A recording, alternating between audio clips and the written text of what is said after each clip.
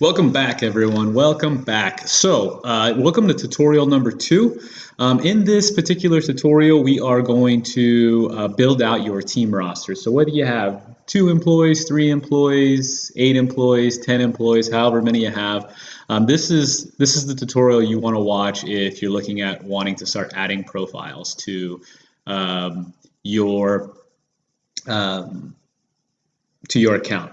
Um, in the past, I have recommended to users to build out job objectives before they added employees, and I would still, if you are using Synapse, you've been using Synapse for a couple of years, I would still highly recommend that you build out the objectives before you start adding your team, only because when you start building out your employee profiles, it's going to ask you to assign them job objectives. And if you don't have any built out yet, then you could run into an issue where you're having to save the account and then having to save the profile and then going back in later to assign job objectives once you've built them out.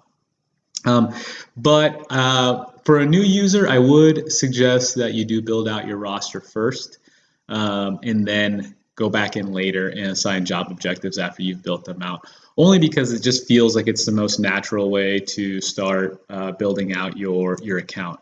And so that's what I'm going to take you through, guys. I'm going to take you guys through right now is kind of how to build out your employee roster. And I'm going to do this by just adding a couple of profiles to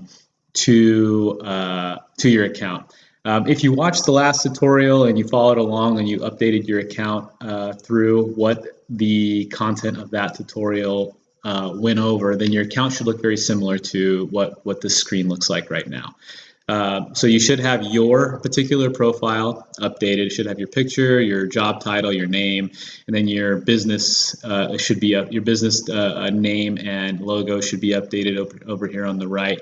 And then all the details of going through this stuff should be all up to date. So the next step would be to start adding employee profiles, and it's pretty easy to do, and this tutorial probably really isn't even that necessary, but I wanted to do it anyway in the event that you guys get locked up on anything. So the next thing would be to add a profile, singular profile, and all you would do is click this button up here on the right-hand corner saying Add New Employee.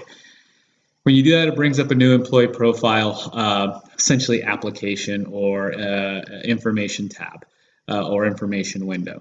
One of the first things you can do is add a picture, right? And so what you would do is you'd click right there, and then you're going to want to have pictures of your employees already uploaded into your computer that way, or your tablet, however it is you're setting this up. So you take pictures of them in the office, or you have a professional photographer come in and take pictures of them, or whatnot. Or you could pull it in from one of their social media accounts if they're okay with that. But this is our director of marketing, Joe Simile here, and I'm just going to add him in as an employee right now. So I just pull his picture. All I do is double click on it. His picture will then populate here in a second. Sometimes it takes a little while. There it is. The more centered the picture is, the better it looks when you upload it in. So then we're just going to add Joe's information here.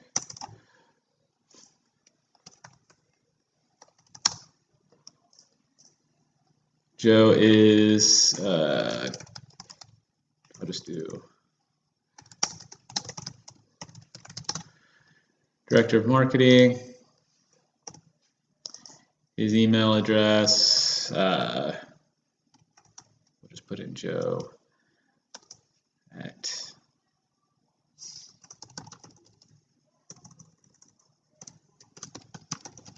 synapse.com.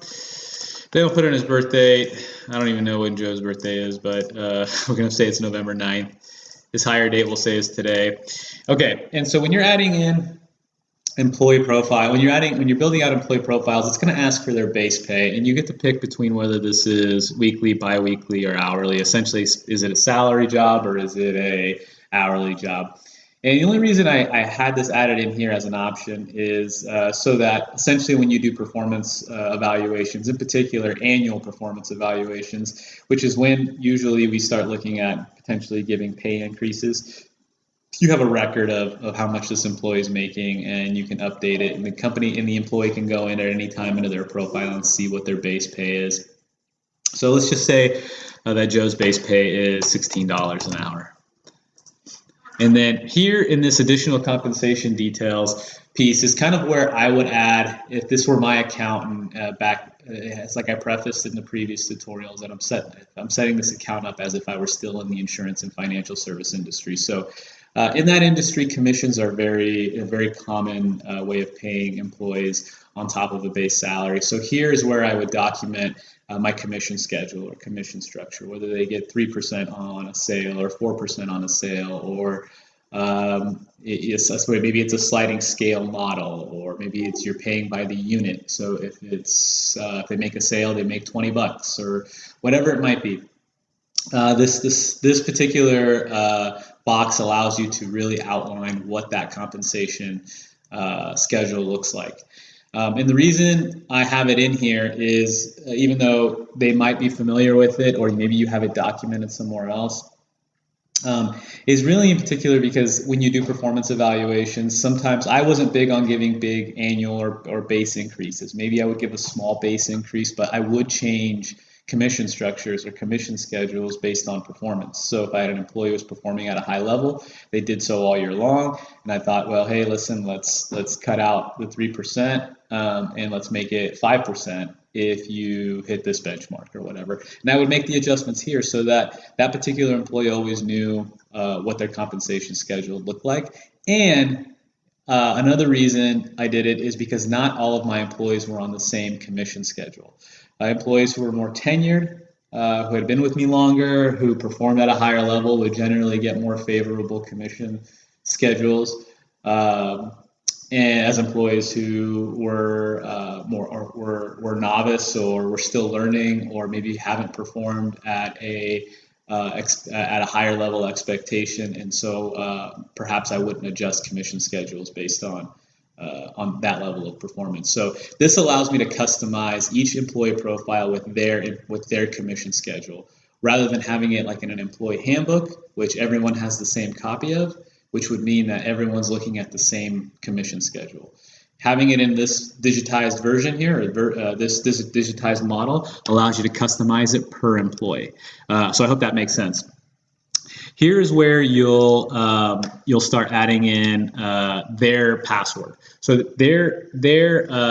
so Joe, when he logs in, his user ID is going to be, when he logs into Synapse for the first time, he's going to sign in with this email address. But you're going to have to build out a temporary password. Password might be super simple. It might be his birth date, might be his last name and his favorite donut. Who knows? But you're going to put in a temporary password for now. And then Joe will have the option of going in and updating his password after he logs in for the first time for something that he can remember. As the administrator, though, if Joe were to leave the company and I needed to get into his account, I can still do that, and I can still change his password to something that I want. So if in the event that Joe quit, he left, grabbed his stuff, took off, I still have the ability to get into his account through my account as the administrator. And then if I wanted to change his password to assure that he can't log back in, I could do that from my account. So, but you're still giving them the option to put in whatever password they want so that they can log in. Joe would be considered an employee because I only want Joe having access to his own profile, which means that if I have 10 employees, Joe can still only see his profile. If I listed him as an administrator, then he would have access to everyone's profile, which I do not want an employee to have. And then I would ask Joe, hey Joe, who's your emergency contact? Is it your wife? Is it your parents? Who is it? Let me add them in. Then I'd add a name, a phone number, and whatnot. And then I'd save it. So let me just go ahead and put in